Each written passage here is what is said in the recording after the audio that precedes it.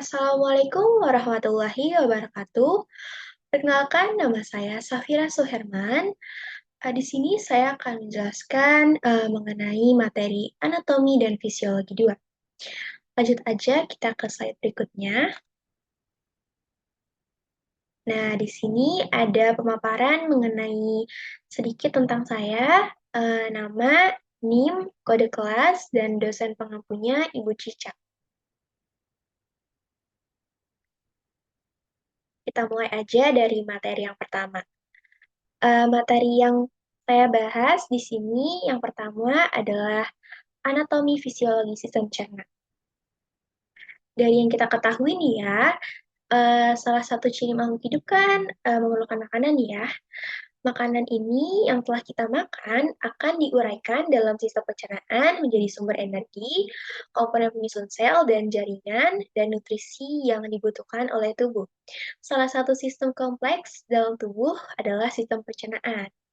Sistem pencernaan ini diambil dari bahasa Inggris, yakni digestive system, yang artinya adalah sistem organ dalam multisel yang menerima makanan, mencernanya menjadi energi dan nutrien, serta mengeluarkan sisa proses tersebut melalui dubur atau anus. Sistem pencernaan antara satu makhluk dengan yang lainnya bisa sangat jauh berbeda loh guys. Secara spesifik, sistem pencernaan berfungsi untuk mengambil makanan, memecahkannya menjadi molekul nutrisi yang lebih kecil, menyerap molekul tersebut ke dalam aliran darah, kemudian membersihkan tubuh dari sisa pencernaan. Next slide. Nah, pengertian sistem pencernaan pada manusia di sini adalah sistem yang memproses atau mengubah makanan dan menyerap sari makanan berupa nutrisi-nutrisi yang dibutuhkan oleh tubuh.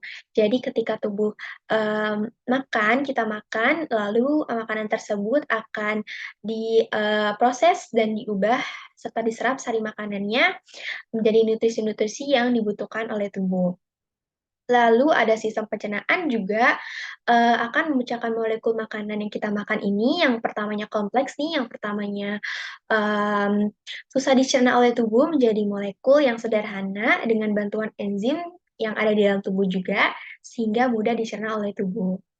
Sistem pencernaan ini juga pada manusia hampir sama dengan sistem pencernaan hewan lainnya, yaitu terdapat mulut, lambung, usus, dan mengeluarkannya lewat anus atau dubur kita.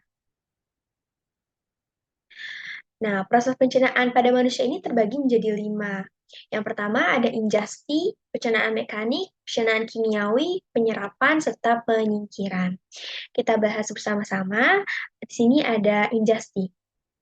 Ingesti ini apa sih? Ingesti adalah proses menaruh dan memasukkan makanan.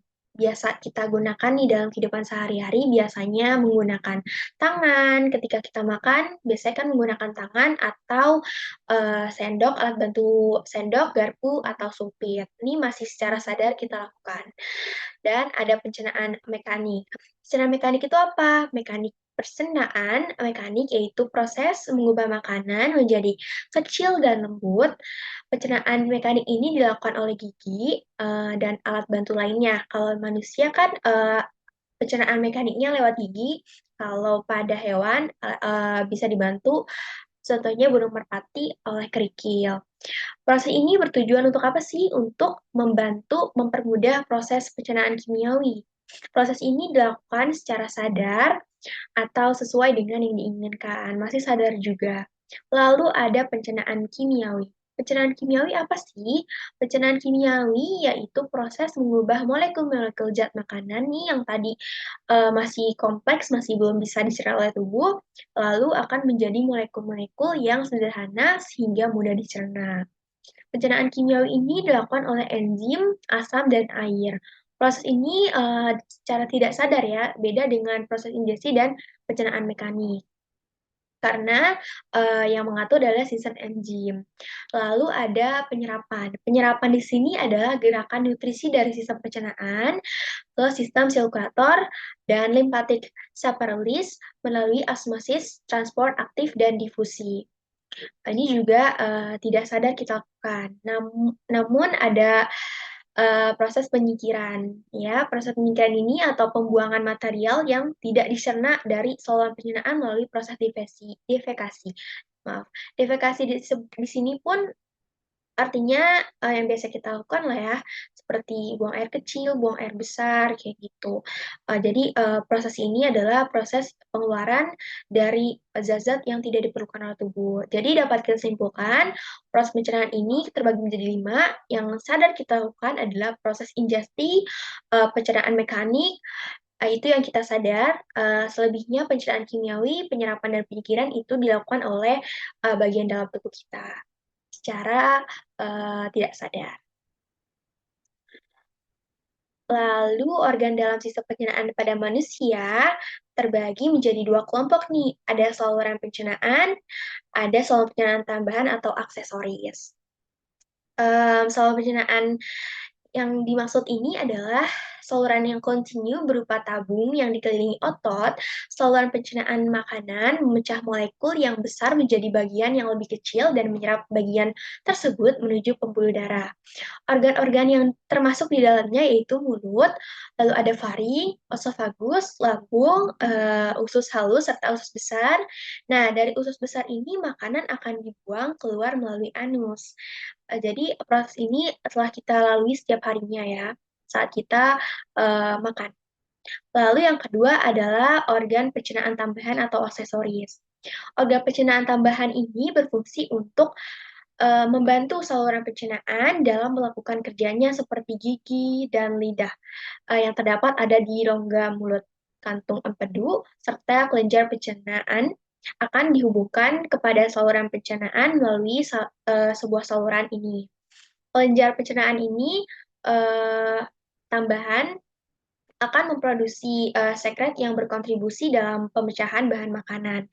Dalam pemecahan makanan ini menggunakan organ gigi, lidah, kantung empedu, dan beberapa kelenjar pencernaan seperti kelenjar ludah, hati, dan pankreas. Jadi, kalau saluran pencernaan yang pertama ini emang udah ada di dalam tubuh ya. Maksudnya seperti yang udah bagian-bagian yang memang udah tersusun untuk sistem pencernaan.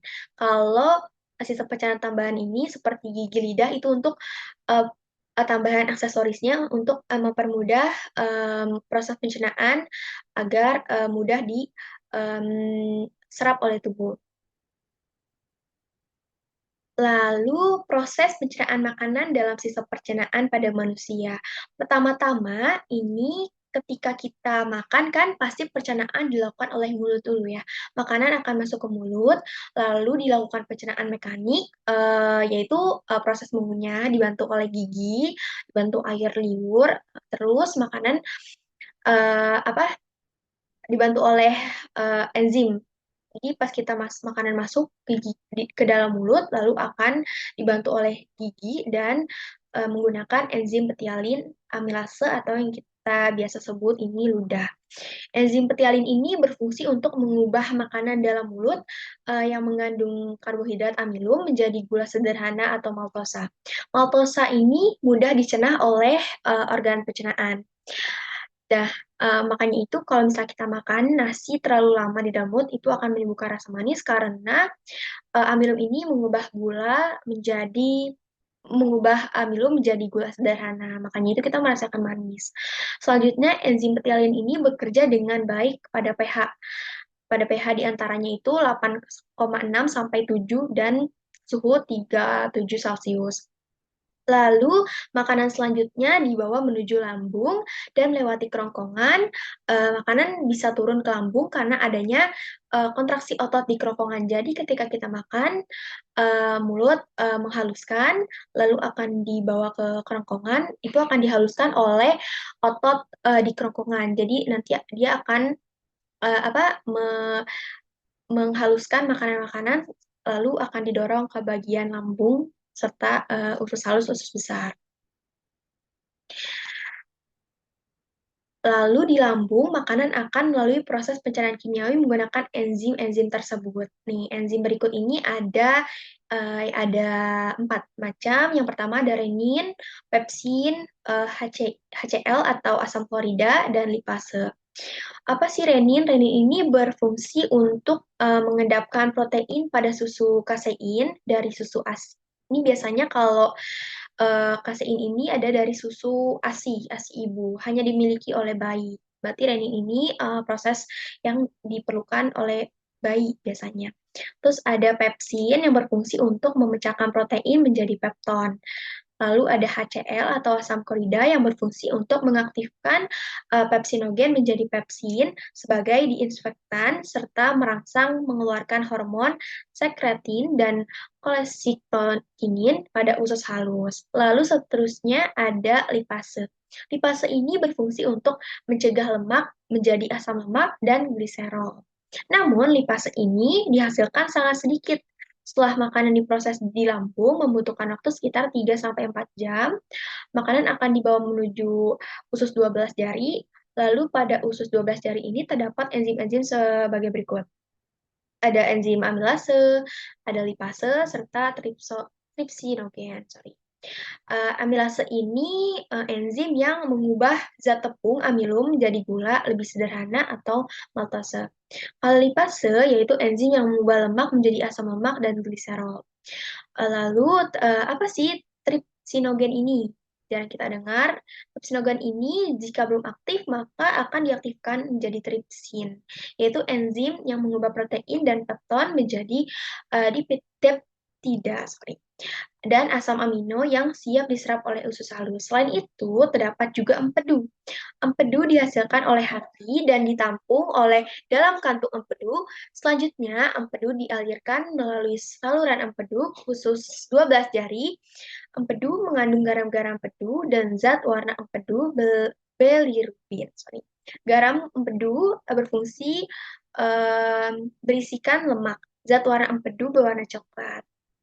Nah, dari sini dapat kita simpulkan ya bahwa di lambung ini uh, makanan akan melalui beberapa proses pencernaan, um, pencernaan kimiawi menggunakan enzim berikut tersebut ini 4, lalu akan diuraikan lagi di dalam usus 12 jari ada enzim amilasi, lipase, dan tripsinogen.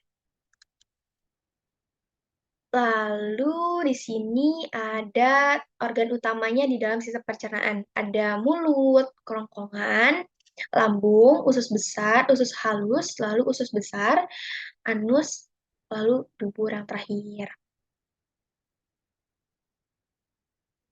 Lalu apa sih gangguan pada sistem pencernaan yang biasa orang-orang rasakan dan alami? Yang pertama ada gastritis, hepatitis, diare, konstipasi, appendicitis, wasir, MAC, dan kurang gizi.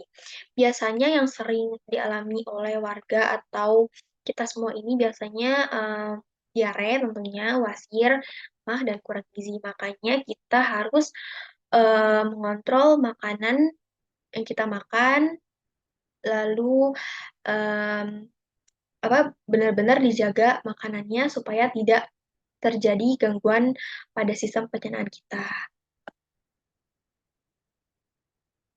Nah, lanjut di sini ada materi yang kedua yakni anatomi fisiologi sistem kardiovaskular. Sistem kardiovaskular ini adalah kumpulan organ yang bekerja sama untuk melakukan fungsi transportasi dalam tubuh manusia. Sistem ini bertanggung jawab untuk mentransportasikan darah yang mengandung nutrisi, bahkan bahan sisa metabolisme, hormon, zat kekebalan tubuh, dan zat lain ke seluruh tubuh. Sehingga tiap bagian tubuh akan mendapatkan nutrisi dan dapat membuang sisa metabolisme ke dalam darah. Dengan tersampainya hormon ke seluruh bagian tubuh, kecepatan metabolisme ini juga akan dapat diatur. Sistem ini juga menjamin pasokan zat kekebalan tubuh yang berlimpah pada bagian tubuh yang terluka, baik karena kecelakaan atau operasi, dengan bertujuan mencegah infeksi di darah tersebut. Dengan demikian, dapat dilihat bahwa sistem kardiovaskular ini memiliki fungsi utama, yaitu untuk mentransportasikan darah dan zat-zat yang terkandung di bagian tubuh kita. Lalu ada komponen sistem kardiovaskular. Di sini komponen sistem kardiovaskular ini terdiri atas organ jantung, pembuluh darah. Biasanya itu aja sih, masa kayak organ jantung, pembuluh darah, dan darah. Fungsi sistem ini adalah dengan sistem pengairan dapat dianalogikan sebagai sistem pengairan di rumah tangga kita, di rumah tangga.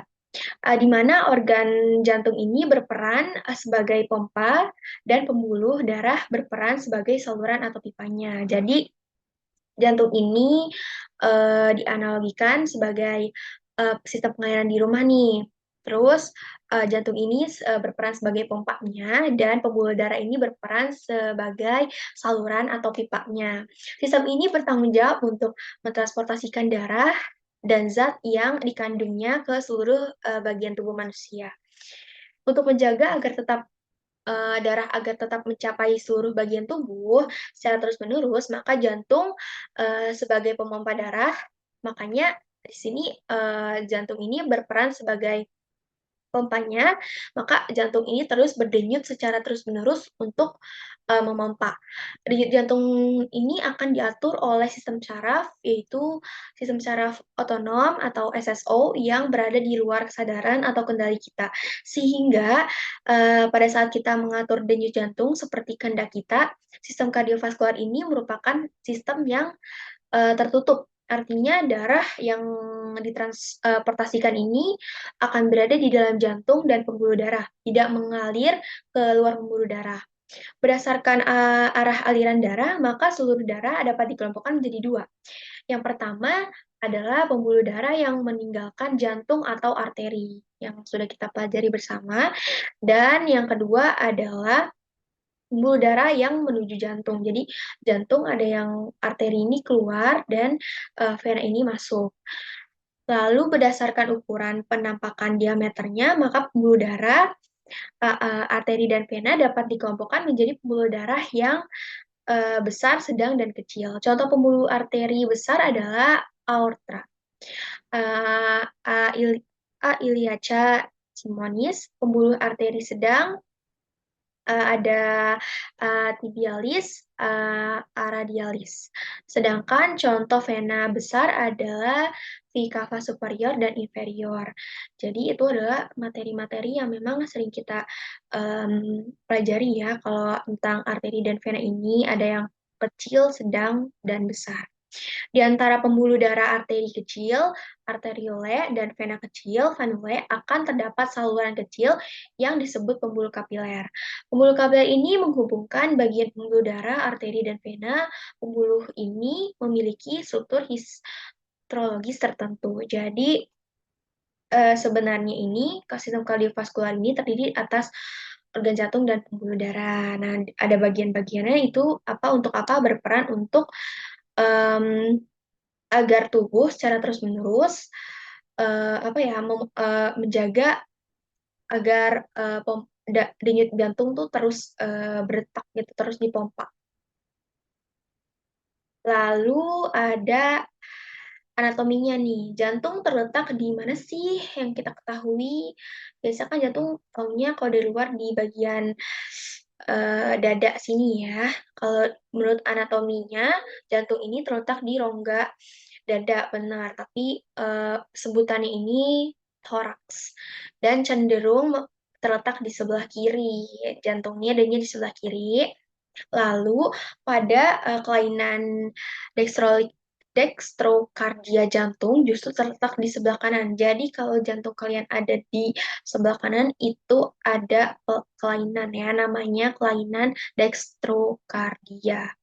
Jantung ini dikelilingi oleh pembuluh darah besar dan organ paru-paru. Berarti di sini dikelilingi oleh pembuluh darah besar, organ paru, dan timus di bagian depannya. Jadi nggak langsung, berarti di depan kita nih nggak langsung ada jantung, berarti ada ditutupi oleh timus. Jantung terdiri dari 4 ruang yang dipisah oleh sekat-sekat jantung. 4 ruang tersebut adalah atrium kanan, atrium kiri, ventrikel kanan, dan ventrikel kiri. Biasanya atrium kanan ini ada di atas, atrium kiri ini ada di bagian bawahnya, dan sebaliknya. Ruang jantung ini terbentuk karena adanya sekat intervertikulasi dan sekat atrioventrikular. Pada sekat atrioventrikular ini terdapat dua buah katup jantung, yaitu katup tricuspidalis dan katup bicuspidalis. Disebut tricuspidalis ini karena memiliki 3 lempengan katup dan disebut bicuspidalis karena terdiri dari 2 buah lempengan katup. Atrium kanan dan kiri memiliki ukuran yang sama. Demikian juga vertikal kanan dan vertikal kiri juga ukurannya sama. Atrium ini dibatasi oleh otot jantung dan sekat yang tipis, sedangkan bagian vertikal dibatasi oleh otot jantung dan sekat intervertikular yang tebal. Jadi jantung ini adanya di rongga dada atau toraks. Kalau ada kelainan adanya di sebelah kalau benar ini adanya terletak di sebelah kiri, tapi kalau ada kelainan ini adanya di sebelah kanan. Kelainan ini disebut dengan dextracardia. Ada 4 ruang, atrium kanan, atrium kiri, dan vertikal kanan dan vertikal kiri. Lalu fisiologinya tentang sistem kardiovaskular. Sistem pengaturan jantung. Ada serat Purkinje. Serat ini adalah serabut otot jantung khusus yang mampu mengantarkan impuls dengan kecepatan 5 kali kecepatan hantaran serabut otot jantung. Yang kedua ada nodus sinoatrialis atau nodus SA. Ini penjelasannya terletak di dinding posterior anterium kanan, terdapat di bawah vena cava superior. Lalu kalau di sini kan nafus ada 2 ya, nadus ada 2. Nadus ada 2, nadus sinoatrial, nadus SA, dan nadus atriovasikular ada nadus AV. Kalau nadus AV ini terletak menjalar di sepanjang pita serat Purkinje pada atrium, menuju nadus AV yang terletak di bawah dinding posterior atrium kanan. Lalu berkas AV, berkas HIS, lokasinya ada di kelompok besar serat Purkinje. Berarti ada di serat Purkinje ini berasal dari nadus AV dan membawa impuls di semajang satum intraventrikular menuju vertikal. Berkas ini dibagi menjadi percabangan berkas kanan dan berkas kiri. Percabangan. Jadi, itu adalah anatomi dan fisiologi sistem kardiovaskular jantung dan pembuluh darahnya. Lalu ada fungsi jantung. Jantung ini berfungsi untuk memompa. Dan jantung ini fungsinya dibagi menjadi 4, yaitu denyut jantung, sirkus jantung, dan bunyi jantung, curah jantung. Sebenarnya ini uh, membahas topik keluarnya juga ya.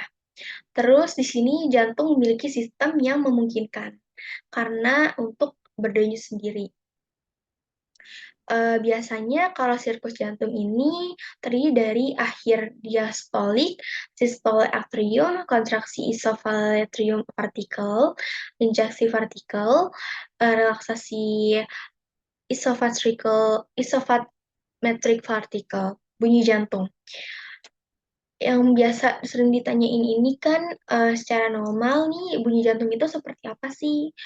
Bunyi jantung ini terdapat kalau normalnya ini ada dua buah bunyi jantung tiap siklus jantung ini. Bunyi jantung ini yang pertama dan yang kedua digambarkan sebagai bunyi tup, bunyi pertama. Nah, kalau bunyi kedua ada dup. Jadi bunyi pertama memiliki sifat rendah, lebih lembut dan lebih panjang. Misalnya lup dup lup dup lup dup kayak gitu. Bunyi jantung tuh kayak gitu. Bunyinya rendah. Yang pertama rendah dan lebih lembut dan lebih panjang. Dup dup gitu. Jadi loopnya tuh kayak loop dup gitu. Curah jantung. Nah, kalau curah jantung ini masing-masing ini ada tadi yang kita sebutin ada vertikal kanan dan kiri. Jumlah darah yang dipompa keluar dari masing-masing vertikal ini disebut sebagai stroke volume. Nah, itu dia fungsinya sebagai denyut jantung. Lalu ada siklus jantung, bunyi jantung, dan curah jantung atau cardiac output. Fungsi sistem kardiovaskular secara ini spesifiknya. Yang pertama, untuk mengangkut nutrisi oksigen dan hormon ke seluruh tubuh dan melepaskan limbah metabolik, karbon dioksida, dan limbah nitrogen. Untuk yang selanjutnya, untuk pelindungan tubuh oleh sel darah putih, antibodi, dan protein komplement yang beredar dalam darah dan mempertahankan tubuh terhadap mikroba asing dan toksin. Yang ketiga, ada mengatur suhu tubuh, pH cairan, dan kadar air sel. Yang keempat, ada bagaimanapun sistem kardiovaskular ini memerlukan kooperatif sistem lain untuk mempertahankan komposisi darah dan sebagainya untuk melestarikan homeostatis intraseluler. Itu fungsi spesifiknya. Lalu ada biasanya apa aja sih jenis penyakit pada sistem kardiovaskular? Biasanya ini ada yang kita ketahui pasti ada kayak serangan jantung, gagal jantung, stroke. Nah, di sini ada contoh sedikit contohnya, itu benar ya, tadi ada stroke, serangan jantung, gagal jantung, dan juga ada arteri koroner, penyakit jantung juga nih termasuknya, dan aritma dan jantung arteri perifer. Itu termasuk penyakit. Nah, lanjut kita ke topik yang ketiga atau pembahasan kita yang terakhir adalah anatomi fisiologi sistem pencernaan, sistem pernafasan. Um, Anatomi sistem pernafasan ini yaitu ada kavum-nasi. Kavum-nasi ini adalah hidung, nama lainnya. Faring, laring, trakea, sarina, bronchus principalis, bronchus lobaris, bronchus segmentalis, dan sebagainya. Terdapat lobus dan dextra ada 3 lobus, yaitu lobus superior, lobus media, dan lobus inferior. Lalu kalau sintra ini ada 2, yaitu lobus superior dan lobus inferior. Dan sebagainya. Di sini banyak istilah-istilah dalam ilmu sistem anatomi fisiologi ya yang perlu dicerna aja sih. Kalau kita baca dan perlu dipahamin aja. Lalu sistem pernafasan ini terdiri dari apa aja tadi yang udah kita bahas di slide sebelumnya, yaitu ada hidung, lalu ada faring dan laring, trakea, paru-paru, dan otot-otot diafragma kita. Lalu ada fisiologinya. Tadi kan itu termasuk anatominya, lalu ada fisiologinya. Fisiologinya ini yang pertama ada fisiologi ventilasi paru dan fisiologi kendali pernafasan pada pernafasan, pengaturan aktivitas pernafasan, pengendali kimia pernafasan, dan pengangkutan oksigen ke jaringan. Biasanya kan kita bernapas bisa lewat nafas dada dan nafas perut ya. Itu juga bisa kita lakukan. Yang biasa tubuh kita sering secara tidak sadar melakukan pernapasan lewat dada maupun lewat perut gitu. Nah, di sini banyak sekali pembahasannya, hanya perlu dipahami saja. Lalu fungsi sistem respirasi atau pernapasan ini apa sih yang biasa kita alami bersama ya? Kalau sistem pernapasan ini kan berfungsi untuk menghirup dan mengembuskan udara atau bernafas, terus untuk pertukaran gas antara paru-paru dan aliran darah. Lalu ada pertukaran gas antara aliran darah dan jaringan di dalam tubuh, lalu untuk menciptakan suara dan mencium bau tentunya. Proses pernapasan yang tadi udah kita bahas juga nih, yang pertama ada pernapasan dada dan pernapasan perut. Ketika sedang apa sih kita melakukan pernapasan dua ini? Kenapa beda-beda? Nah, akan kita bahas. Pernapasan di dada ini kita lakukan ketika kita bernapas menggunakan dada. Otot-otot yang berperan adalah otot-otot di sekitar tulang rusuk kita nih ketika kita bernapas menggunakan dada. Otot-otot ini tuh dibagi menjadi 2, otot tulang rusuk luar dan otot tulang rusuk dalam. Otot tulang rusuk luar ini berperan untuk mengangkat tulang-tulang rusuk kita nih, sedangkan otot tulang rusuk dalam memiliki fungsi untuk menurunkan tulang rusuk ke posisi normal. Jadi, jika kita bernapas, otot rusuk keluar kita akan mengangkat tulang-tulang, lalu tulang rusuk kita akan berfungsi untuk menurunkan kembali. Jadi, berpompa juga. Lalu, yang kedua, sistem pernapasan perut. Pernapasan perut ini atau disebut juga pernapasan diafragma ya, biasanya sering disebutnya ini pernapasan diafragma, adalah pernapasan yang menggunakan diafragma atau otot dinding di rongga perut kita. Nah, biasanya ini sih yang lebih sering digunain oleh, setiap manusia maupun hewan gitu kan. Otot diafragma ini akan berkontraksi, dan di posisinya menjadi, datar. Hal ini menyebabkan volume rongga dada atau rongga perut ini menjadi bertambah besar dan tekanan udara akan menjadi kecil. Karena tekanan udaranya yang rendah, paru-paru akan mengembang, saat itulah menjadi masuknya udara ke paru-paru atau proses menghirup udara. Jadi, mmm, otot diafragma ini berkontraksi dari posisi yang datar, ini menyebabkan volume rongga dada atau rongga perut ini menjadi bertambah, lalu, tekanan udara akan menjadi kecil. Karenanya udara yang rendah, paru-paru ini akan mengembang. Nah, disitulah proses, pernafasan perut ini atau pernapasan diafragma. Lalu cara memelihara pernapasan nih ya, cara tentunya nih ya, kalau memelihara pernapasan ini harus benar-benar kita menghindari, udara-udara yang tidak sehat di lingkungan kita, seperti hindari orang merokok dan kitanya juga tidak boleh merokok. Lalu, berolahraga, lalu dengan tadi, bisa menghindari, polusi dan menghindari infeksi, agar pernapasan kita ini tidak terjadi, eee, apa namanya, gangguan fungsi-fungsi lainnya. Nah, jenis gangguan pernafasan. Kalau gangguan pernafasan ini sering banget kita dengar ya, beda dengan, gangguan pernafasan pada pencernaan dan kardiovaskular atau jantung. Ini gangguan pernafasan ini ada flu, lalu asma, tuberkulosis, pneumonia. Pneumonia ini adalah, radang paru-paru.